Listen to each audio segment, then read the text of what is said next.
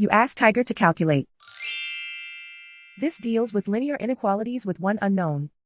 The final result is x smaller than 27.2727. Let's solve it step by step. Group all constants on the right side of the inequality. Subtract 650 from both sides.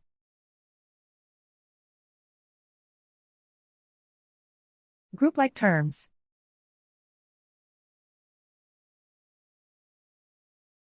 Simplify the arithmetic.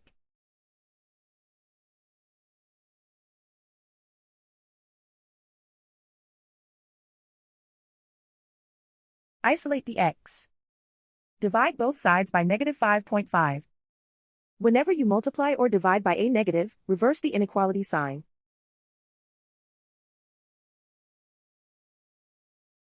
Cancel out the negatives.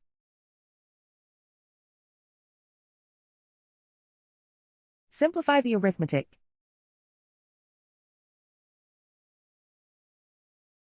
Cancel out the negatives.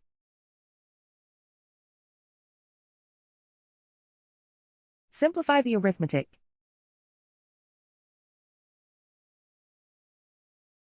Plot the solution on a coordinate grid.